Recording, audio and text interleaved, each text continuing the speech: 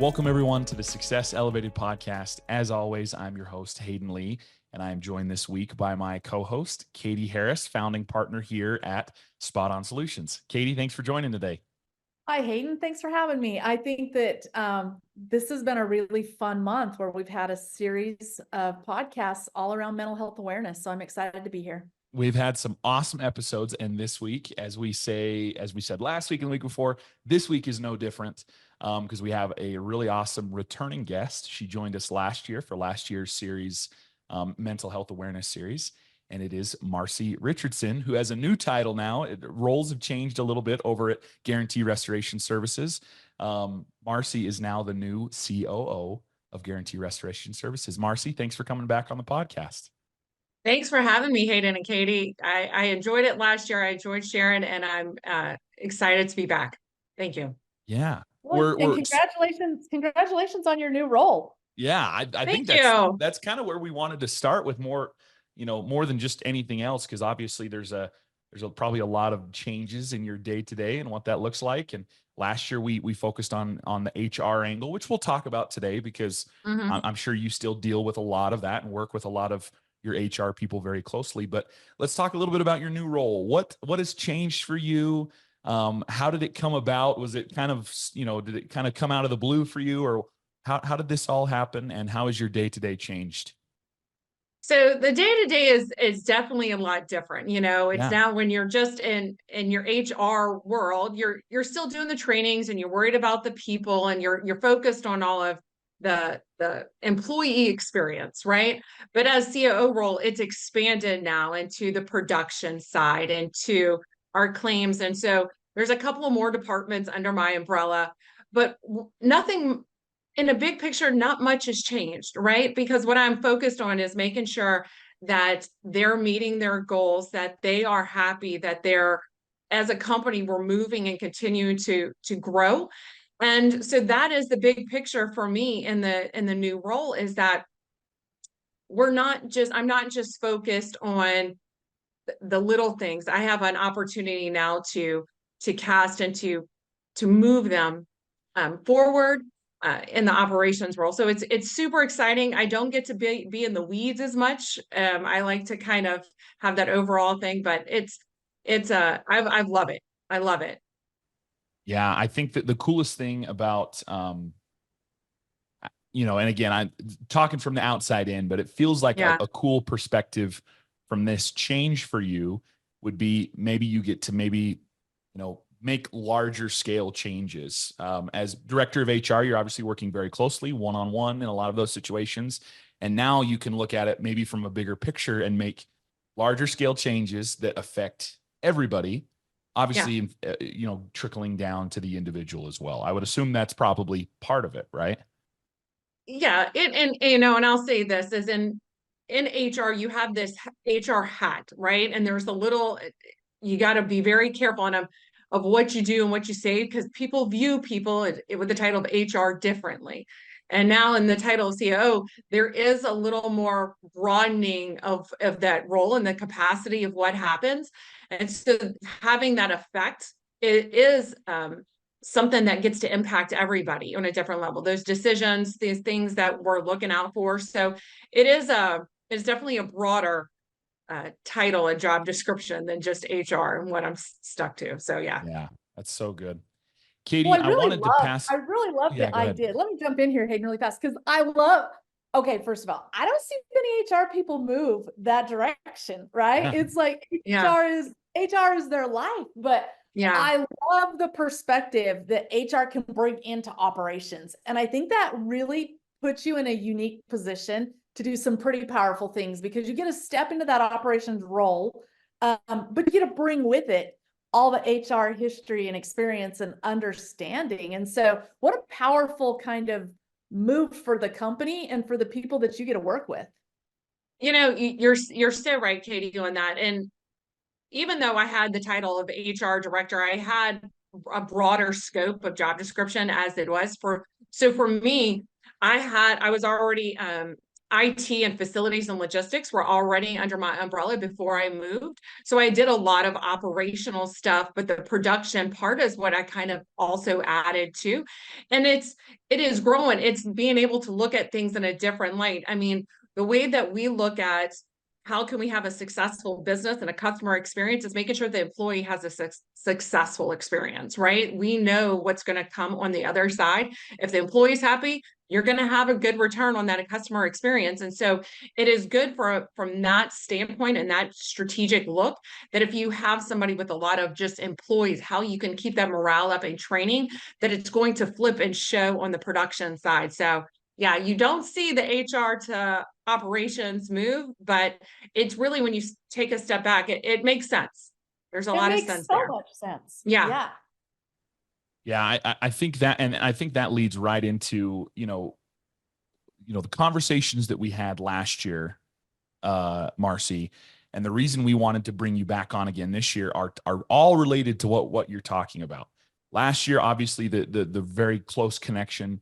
There's a close connection between mental health and HR individuals at work. It makes common sense that, if you're having maybe a mental health crisis at work and people are noticing it, probably one of the first people you're going to talk to is somebody in HR. And that was why we wanted to bring in and have that conversation with you this year, or last year rather. This year, I think, as you and Katie have talked, and as you mentioned before, like, there's kind of been a natural transition for you into COO. It might not, outside looking in, it might appear like, how does that happen, HR to COO? But I think from a mental health perspective, I think it makes total sense to have you on and have these conversations, because at the end of the day, while you are focused, probably you're looking at probably numbers a little bit more than you were a year ago. You're looking at productivity and profit, and how do you help guarantee have the best year possible and grow in revenue, when that trickles all the way down to, how are your employees doing? And how are they doing on the job? How are they interacting with customers? And I think that's the reason, at least for me, Katie, maybe you could speak a little bit more to this, but at least for me, why we wanted to have Marcie on again this year. Is there, for you, Katie, was there some other, direct correlations? You were like, mental health, let's have someone that's a successful COO come on and talk about this. So Marcie, let's kick it to you. I want to know from your perspective, right? I love when you talk about having happy employees. Happy employees bring more productivity. And so what does that look like on a day-to-day basis? What do you see? We know that 1 in 5 people have some sort of mental health challenge, whether that's themselves or their family, but the impact is pretty massive. And there's no way to separate that impact from our personal lives and our work lives. So talk to me a little bit about what you see and notice. So, given what we do, right, you're right. That statistic of the amount of people that have some kind of issues, that we have to be very aware, especially, like I was saying, given the impact, or given what we do on a day-to-day basis of going to somebody's home who's experiencing something, probably for the first time, of loss of some sort, who is going through some kind of emotional roller coaster themselves. How can I arm the employees that I see that may be struggling in some capacity to not lose it when they're in the home, right? And so the simple things that I look at is I'm checking in. You do your daily check-ins. Hey, how are you doing? I've said this a lot of times, and I think there's so much truth to asking the question, hey, how are you doing? And actually meaning, because a lot of times we do drive-by questions in the mornings, like, hey, how are you doing? And you just keep on walking to the next desk and the next cubicle or the next technician, you're going that way. Making sure that you actually mean, and you take the 10 to 20 seconds to listen to them and that response, because there's so much that we can do to prepare and have a good customer experience when they're out there, of just checking in. And if you see that an employee is just not having a day that is not going to, then, you pull them to the side. There's so much that we can, so much grace. I think that is probably the best word for me, that we can show our employees that we care, because at the end of the day, it is about them. Businesses are in the business to make money, and it is the customer is there. But if you're missing that employee connection of where they are in their space today, you may not have that customer tomorrow if you send them on that job, if they're just not there. And so I think it is very important to do a daily check-in and actually care when you're saying, hey, how are you doing? Is everything okay today? So, and that's a thing. Yeah. One of the things we usually say is like, I just don't have time, right? How do I have time to do that? How do I have time to do that? And you like said it so perfectly. You like take the 10 to 15 seconds, right? Not minutes. Take the 10 to 15 seconds to honestly stop and look and ask. That when you break it down like that, like that's super doable. What we're just changing is, what are we meaning by how are you doing today? It's not just, I'm just asking everybody to ask everybody, but it's I'm gonna take a second and listen and look and put eyes on you and see if I can hear what you're not actually saying. That's right. That's right. If you really sit there and you listen or you watch your employees, you know your employees, you know their body language, you know their smiles, you know their frowns. You're going to know and be able to read, hey, they're off today. Let me check in and let me see.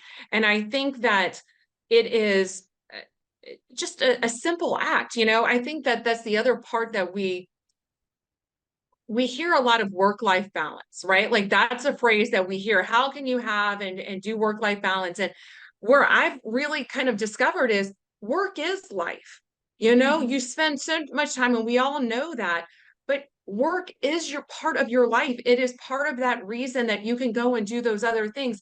And so as employers, as managers, as leaders, it is our responsibility to make sure that work life, not just the home life, but that work life is a steady, is a constant, is a place that we've always heard on Sunday. How do you feel about Monday mornings? Right? On Sunday night, I want somebody to be like, you know what? I'm ready. I want to go to work, and not like, oh, you know, I got to go to work. I don't want that feeling. Yeah. We've had Ashton Holbrook on. He is an expert in this space. And one of the things he really advises is he's like, watch for patterns, right? Watch for things to change.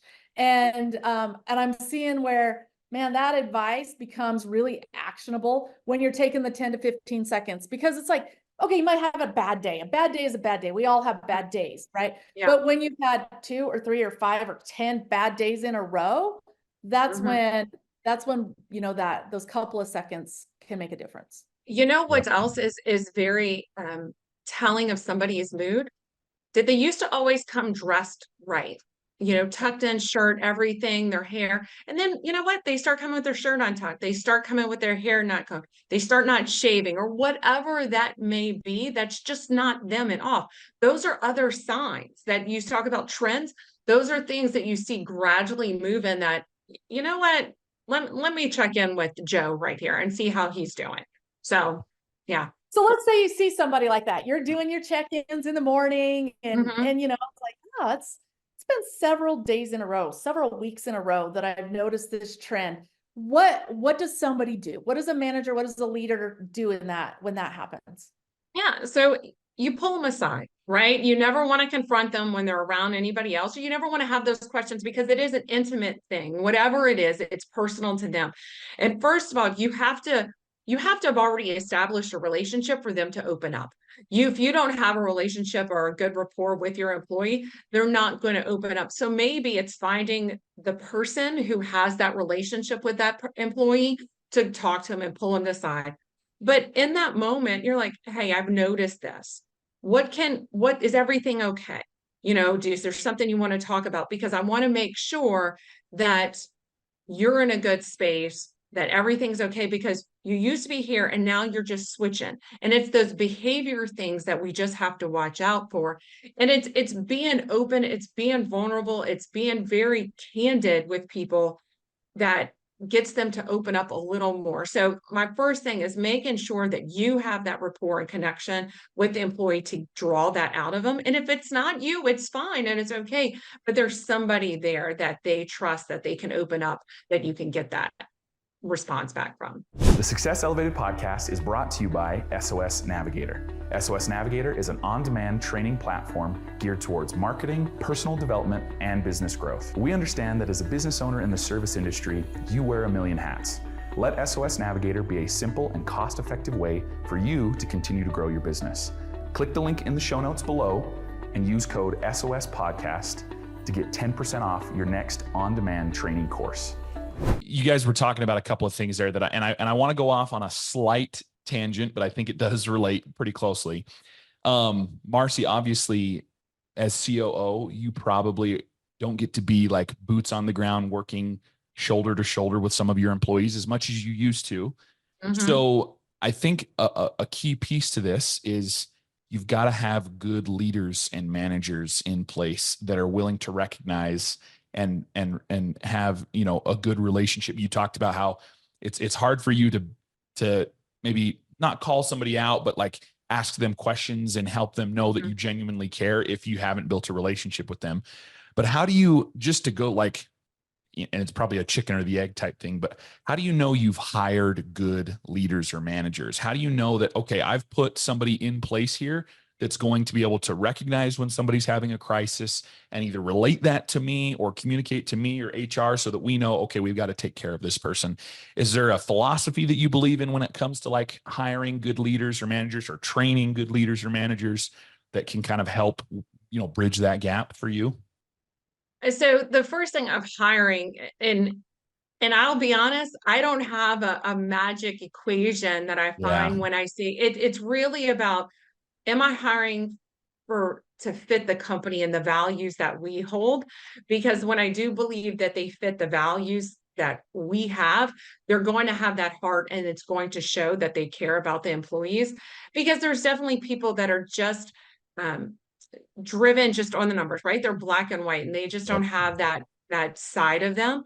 But for what we do, it's a constant training. You know, you have to identify those things. We just last week, actually on Friday, I have a training for our branch managers and up, and we have evaluations coming up. And we went through, hey, if these are some of the things that are popping up in your one-on-ones when you're talking to them, different questions to ask and everything, just to get them familiar with what's going to come back, right? And to ask those questions, because a lot of times, just like we're talking about with customers and what we do, it's evaluations and conversations can become repetitive, and you're asking the same questions, and you have to stop, just like we said on the asking of the day, hey, how does this show up? And so training consistently and I'm going to say sometimes it's going to get boring, right? Your managers are going to get tired of the same trainings. Yep. But I believe when you let it become forgotten is when the things show up, because it's not front of the mind. And so I think constant training, constant language identification, and you have to speak the language. And I think that's another thing that we forget as companies. You have to speak the same language that you want back. You have to use those words that you want to draw. And so, you know, Hayden, I'm going to say it, but it's just a constant conversation and training that you have to have with those managers. The hiring part, it all goes back to hiring for your own values and your cultural fit of where you belong, because everybody can hit those check boxes when it comes to what I'm looking for in the position. But it really comes to, hey, how are we connecting?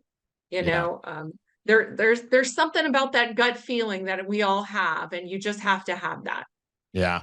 I think that conversation is so important, just because like even, you know, companies that aren't as large as you and your team and guarantee there are still going to be cases, even if you're a 4 or 5 man crew, there's going to be cases where you can't be on every job. You can't be, if you're an owner, you can't be on every job. You can't be in every van. You can't be talking to every customer. And so it's so important to have a good project manager or a good team lead or whatever it is that can be in that place and be like, hey, I noticed something wrong with so-and-so today, or the way they spoke about this seemed a little off. I think we probably ought to sit down and have a chat with them. You know, like just having some good leaders in place that are vigilant, that know that their team members care about that. Like it's just, it's a crucial piece to this whole concept of mental health awareness, right? At the end of the day, it's just like being aware of yourself and your team members. We practice, and we talk about, so in safety, right? You talk about, hey, if you're working in a team, you have to watch out for certain signs, like of heat stroke and different things. It's the same thing we talk about with the teams, like technicians. Hey, watch out if your partner, your buddy is having a bad day. You know the signs of it. And do that and pull them aside, check in with them. But it's that same type of thing. You have to, a buddy system, when you're talking about teams and what actually works and doesn't work, is checking in. And same thing with safety. We preach that, we teach that, we train on that. Hey, check in, make sure they're okay. Because some stuff you won't see back in the warehouse, but when they're on the job, some of that stuff comes out, right? It could even be driving and road rage that'll be there. And you want to, hey, let's pump the brakes. How are we doing? So yeah. So I really like this idea around, you got to be mindful of the language you're using, the language you're using in the way you're training. And then this idea of, hey, we train for safety. Do we train for, and what is our language in our work culture around mental health? It's different, right? For some reason, it's easy for us to stand up and train on, hey, how to get enough water to drink during the day. Right. We can talk about that, no problem at all, because we know the consequence of it. And you can see it, apparent, right? Right. You can, right. And there's nothing wrong with offering somebody more water, right? For that example. Yeah. Now, fit a little. The language look like? What does the training sound like when we're saying, hey, actually, just like you would give them a bottle of water if they were in trouble, what does that language look like? And what are we offering when we're looking at somebody and being like, man, you are off, you are sad, you are angry, you are stressed, all these different things. Yeah. And I think what's also goes along with that, Katie, as employers, as the leaders, managers, you have to give permission to your employees to take that break or to step back, so you're talking about language. And a lot of times, if we're not training, if we're not talking about it, there's this sense of like, oh, I can't do that, right? There's a fear that if they stop and took 5 minutes for themselves on a job, that they're going to get disciplined, they're going to get written up or whatever. And so along with that is like, you announce it to your text. Hey, if something's bothering you, take 5 minutes, right? It is okay. You need to go sit in the van for a little bit, take a breather, collect yourself, and come back, then do that. But I mean, we have to be vocal, and we have to identify. And just like you're saying, one of those things that we talk about, what does that look like, right? Somebody, if they're moving contents in a house and they're a little more abrupt, right? Or a little more aggressive of moving stuff. Okay, what's going on? Right? If they're a little short, instead we teach, say your manners. If you're not doing your manners, or please, yes, ma'am, no, ma'am, whatever in a job, okay, something's off. And you have to identify, and we do a lot of role play. So there's a lot of times that I will be the unhappy technician or unhappy employee, and I like to see how they respond to me. So I think that's also a really good thing, especially when they haven't been introduced to that. If they don't know what it looks like, you have to kind of give them those scenarios of what it is. That's so good. That's so good. And I'm thinking here, our space, restoration space, every single day, we're putting them into terribly hard, stressful, emotional situations. And it becomes part of the day-to-day, right? And they live with it, they work with it. We do it all the time. But let's be honest, you're putting people into some pretty emotionally high, stressful, hard situations where most people don't go there every day. And so when you're in there every day and knowing, yeah, I need to walk out for a minute, like I'm not doing okay with this, I'm not handling this okay, this is affecting me. Of course those situations affect somebody. I don't know why we don't pay attention to that, because just as a regular human being, if you experience that once, it's traumatic and impactful and hard. But we're taking people and we're asking them to step into it day after day after day and just compounding that. Yeah. I mean, that's the thing, the business, it's a roller coaster, right? And it goes, and when it's on and so on, you have to do and check in with your employees, because they can be just continually bombarded, but with all those emotions that they are experiencing from a homeowner, from the customer, whatever it may be. And it can be and very emotional. And to your point, Katie, if you were saying, it's human nature. I get choked up if I see somebody that had a fire in their house and you hear about them losing things. What is that emotional toll taken on to an employee when they go and see? We do a lot of cat work at Guarantee, right? You go in and you see homes destroyed or floods, and the homeowner, the business owner has lost their things, their personal things. How is that impacting somebody? And for us down here, there's a lot of employees that have personally experienced those same losses, right? So one of the things that you also have to think about when they're going into a situation that is similar to what they've experienced, hey, making sure you're checking in with them too, because that I think we forget. Yeah. It's triggering, yeah. So you have to make sure, there's floods or there's the snowstorms or tornadoes, that every region of the country, they have something they experience. Well, there's a good chance your employees experience that too. And so you have to make sure along that you are checking in, hey, you're good, or, is everything fine? So yeah. The thing that's amazing to me, like, this is an amazing industry, and we see people doing amazingly generous and kind and caring work, right? And they're so empathetic. And a lot of times what makes them so great in this space is because they have experienced it themselves, and they're able to walk into situations completely empathetic and genuine and kind. And that's one of the most powerful things I think about this industry. But at the same time, we do miss the opportunity to talk about the impact of that. We can go in and be empathetic and generous and kind and help people in their situation, but we're seeing such an increase of people that then they take that home at the end of the day, and what are they going to do with it, and what happens over time? And so I think it's just a really important conversation. Yeah, the other thing that I think we also miss is mental exhaustion. The mental health, that's part of it. But when they go and they have all of those things bombarding, you go home and they're just wiped out. And you think if they have families, what are they doing at family time? Where is that space that they are when they're home? And so you want to make sure that for that exhaustion piece. I mean, heck, there are plenty of days that I go home from what I experience and go through in a day to day that I'm just like, I'm done. I can't do it. And the guys in the field with the hours that they do and making sure, hey, when you're coming home, that you're good to go back. And so really paying attention to that home life and having those conversations too. Well, and to your point there, Marcie, it comes from a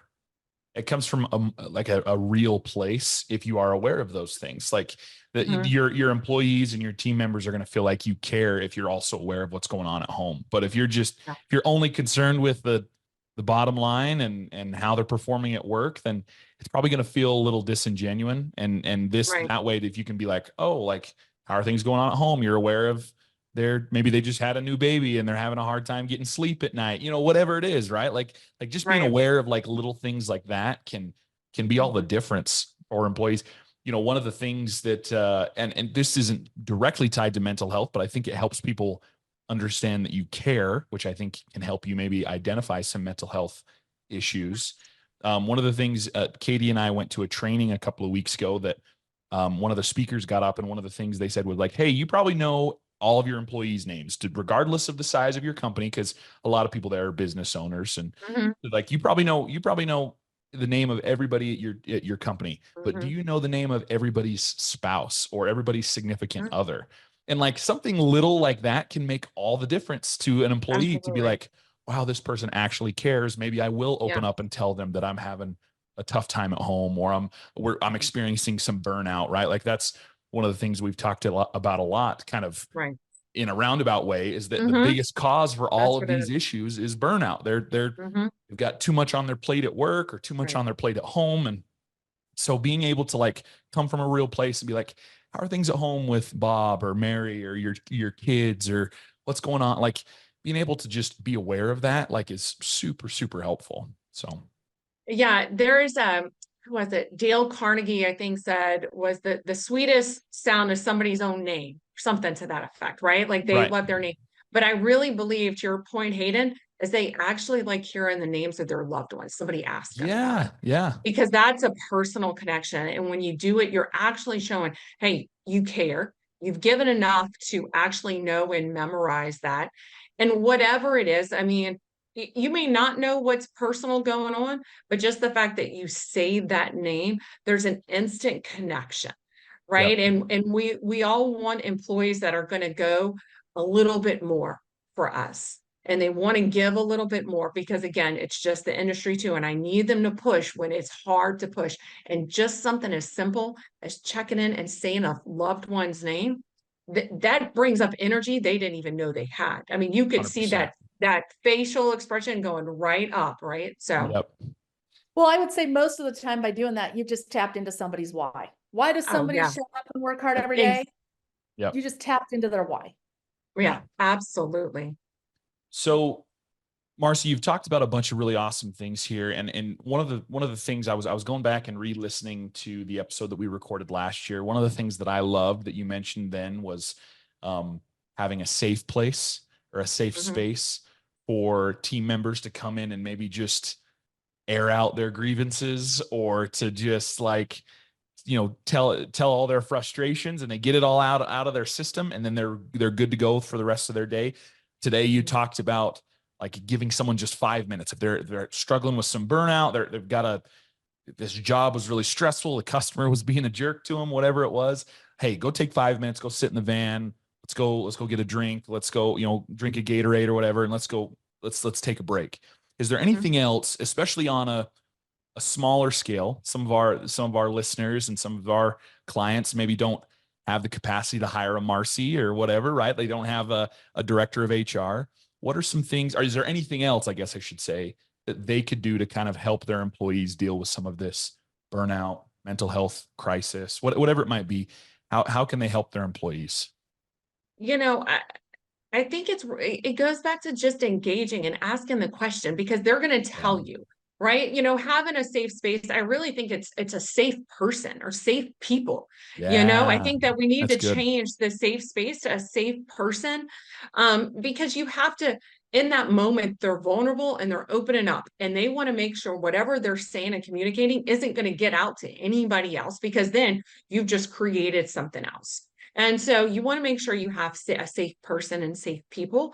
But it's asking the question and getting them out. And, the thing with 5 minutes, and I always say, and I used to tell my kids this actually so much, my daughter got it tattooed on her arm, 5 minutes. But I always say, it's like, you give yourself 5 minutes because we're all going to go through ups and downs and we're not always going to be able to control those emotions. And that's where your 5 minutes are perfect for you. But you also, as employers, we don't want to let that 5 minutes ruin the rest of the day and then potentially the customer experience. So allowing, and again, giving permission to the employee to take those 5 minutes. And I think it's so relieving to an employee to hear that their employer is saying, it's okay to take that time and give it to yourself so you're better after. On minute 6, you're good. But on 1 through 5, you take it. So. Love that. So good. 5 minutes, got it tattooed on her arm. You must. She does. She got a tattoo. Yeah. You must throw that around a little bit, Marcie. She was awesome. So proud when she did it. She came and showed me. She didn't tell me, but it was touching. So. That's funny. I love it.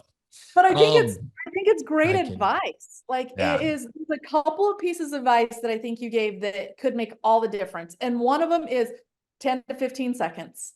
Take 10 to 15 seconds and really stop and look at them and say their name and care. And then take 5 minutes. Those 2 little pieces of information right there, those are great. But it goes by what you were saying too, when I said that earlier, is we always say we don't have time. And when you really put the time to it, it's not that long. No, it's not bad. Right. It's not that long at all. When you count to 15, it's the longest time you'll ever have. Right. And so give that back to checking in. So. Yeah. So good. Well, I'm thinking in my head, right? You're thinking profitability and all these things that we think about as business owners. And man, how much more time and productivity do you get out of somebody when you give them your 15 seconds and you offer them 5 minutes? Like those 2 things are, I think, game changers. Yeah. So good. Marcie, thank you so much. This was such a great conversation. I'm so glad we had you come back on. Last year's was great, and this was very, very similar. Thank you for the great advice.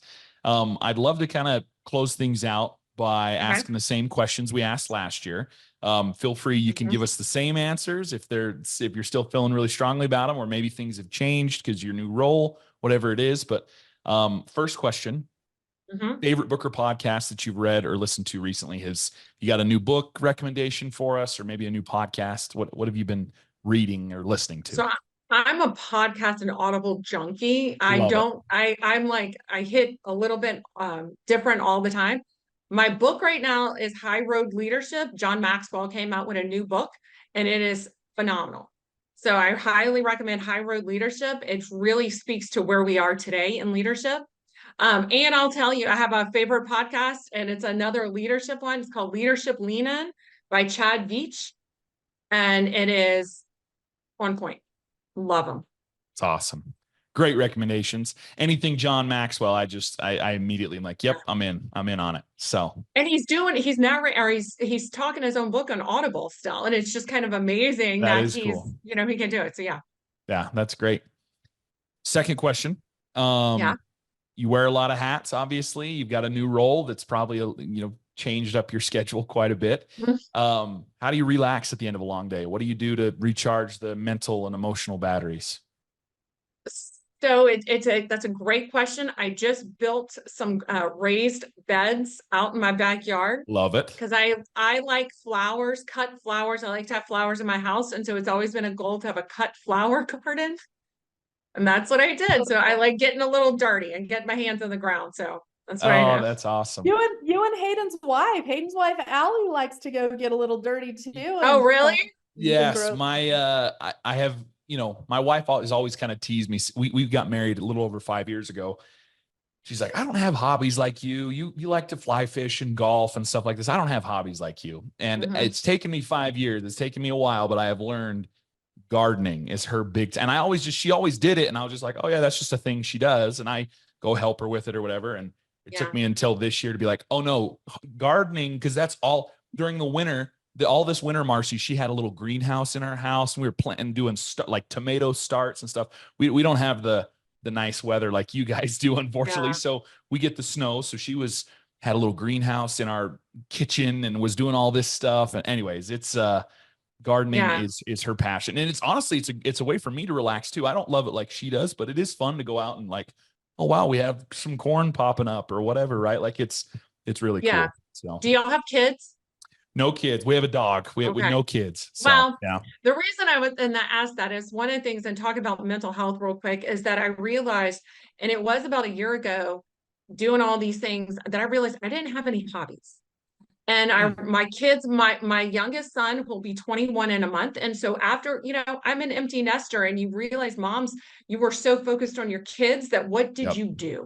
And so I think it's so important. You went to their stuff. Right. I think it's really important that you find something that's going to ground you and that's going to keep you having fun and thinking today. Because when you're doing all of those things, and this is for everybody in mental health, you're not thinking of those emails, what you should have done, the past or the future. When you're doing something that really grounds you, you're clearing your headspace. And I think it's so important for everybody to do that. So that's where gardening came in for me. Yeah. Well, and I love you get to bring it inside with you. Do the fresh cut flowers. That's exactly. That is awesome. Last question, Marcie. If you could rewind the beginning of your career, and again, this one you can take any direction you want. Maybe it's just the beginning of your new role, which started pretty recently, or you can go back to the beginning of your career in restoration. Go back to the beginning and tell younger Marcie one thing. What would that one thing be? Give myself grace. Yeah. You got to give myself grace that I'm not going to get it right every time. And that's okay. And because you have another opportunity, and there's no such thing as failure. It's always just growing. So. Yeah. It's a great recommendation. I love it so much, Marcie. Marcie, thank you again. This was awesome. It was a great conversation. I wrote down some of the things you said because I thought they were so good. This series that we've done has been awesome for Katie and I to kind of like learn a little bit more about mental health awareness, and hopefully kind of share some of that knowledge from people like you and Ashton, and we had Patty Beard on last week to share all of this awesome knowledge with some of our listeners. And hey, if at the end of the day, if all it does is just help people be a little bit more aware, helps them be a little less afraid to talk about it, either at work or at home, that's a win for us. And I think this podcast will definitely help a lot of people. So again, thank you so much. Hayden, I think you said just a few minutes ago in this, you said, it's not about the issue. It's not about the problem. It's about the person. And, I've loved the conversation today because it really is all about our people that we get to work side by side with, and that we have the opportunity to lead. So it's about the people. Absolutely. Always. This has been Success Elevated, making you a little bit better one show at a time. Thanks for joining us. Please subscribe on YouTube or any other major podcast platform to listen to more episodes. We are proudly brought to you by Spot On Solutions. If you'd like to learn more about how we can help you grow your business, please check us out at spotonsolutions.com.